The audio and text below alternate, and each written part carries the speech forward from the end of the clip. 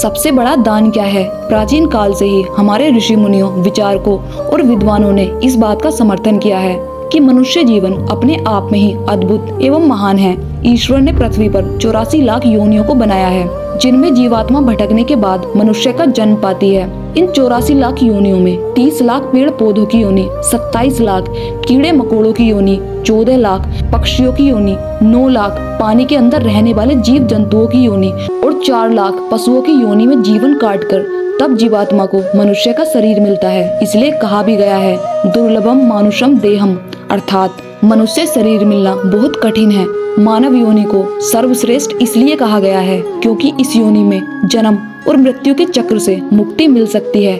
इसके लिए जीवात्मा को अपना पूरा जीवन ईश्वर की भक्ति, शुभ कार्यों और दान पुण्य में लगाना चाहिए। लेकिन कौन सा दान इस पृथ्वी पर सबसे बड़ा माना गया है? क्योंकि दान भी अनेक प्रकार के होते हैं, तो आइए जानते हैं सबसे बड़ा दान क्या है।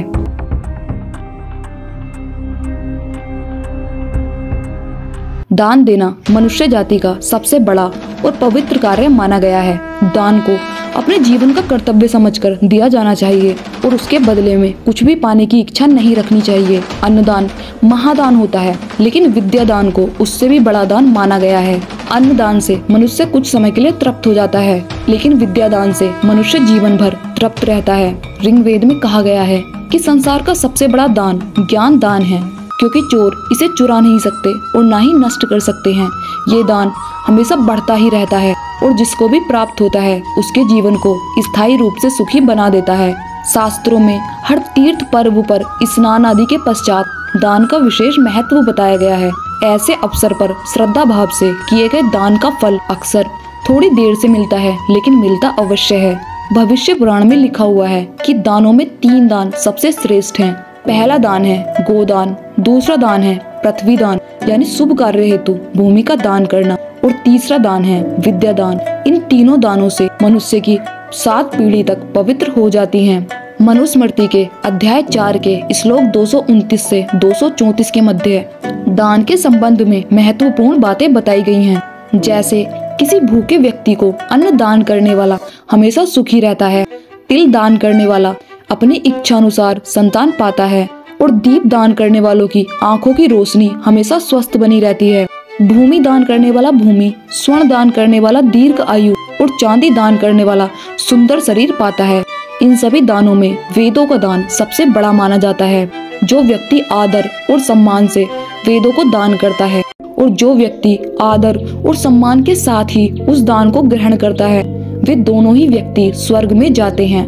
जिस भाव से, जिस फल की इच्छा से जो व्यक्ति दान करता है, आने वाले जन्मों में दान देने वाले उस व्यक्ति को वही वस्तुएं प्राप्त होती हैं जिनकी इच्छा करके उस व्यक्ति ने दान दिया था। गलत तरीके से कमाए गए धन का दान करने के संबंध में स्कंद पुराण में लिखा है कि गलत तरीके से कमाए गए धन का दान करने से व्यक्ति को किसी भी प्रकार का पुण्य फल नहीं मिलता है। दान देने वाले मनुष्य का दान देते समय मन भी पवित्र होना चाहिए।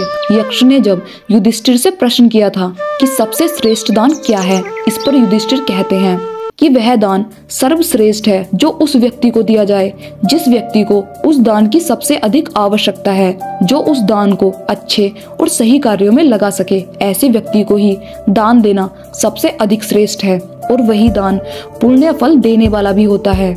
जिस प्रकार दानवीर कर्ण ने अपनी त्वचा का दान दिया था, जिस प्रकार राजा शिवी ने अपने शरीर के मांस का दान दिया था, जीमूतवाहन ने अपने जीवन का और महर्षि दधीची ने अपनी अस्थियों का दान दिया था, वही दान उस समय पर सबसे महान और सर्वश्रेष्ठ थे।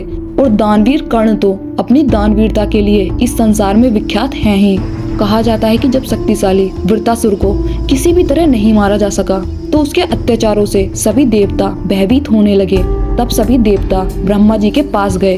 तब ब्रह्मा जी ने बताया कि वृत्तासुर का अंत केवल वज्र से ही हो सकता है और ऐसे वज्र का निर्माण केवल महर्षि दधीची की हड्डियों से ही किया जा सकता है, क्योंकि महर्षि दधीची को भगवान शिव का वरदान प्राप्त है कि उनकी हड्डियां वज्र से भी अधिक कठोर और मजबूत होंगी। उनकी अस्थियों को इस संसार में कोई भी नहीं तोड़ पाएगा। इसीलिए आप सभी महर्षि दधीची के पास जाओ और उनसे प्रार्थना करो कि वे इस संसार की भलाई के लिए अपनी अस्थियों का दान करें, तो मानवता पर उनके इस दान का हमेशा उपकार रहेगा। देवताओं ने ऐसा ही किया और महर्षि दधीचि ने प्रसन्नता के साथ अपनी अस्थियों का दान देवताओं को दिया, जिससे देवताओं ने उन अस्थियों से वज्रास्त्र का निर्माण किया और उस वज्रास्त्र से वृत्तासुर का अंत हुआ। इस प्रकार उस समय महर्षि दधीचि के द्वारा अपनी अस्थियों का दान सबसे बड़ा और सबसे महान दान था। इस प्रकार सबसे बड़ा दान वही माना जाता है जो मानवता की भलाई के लिए किया जाता है।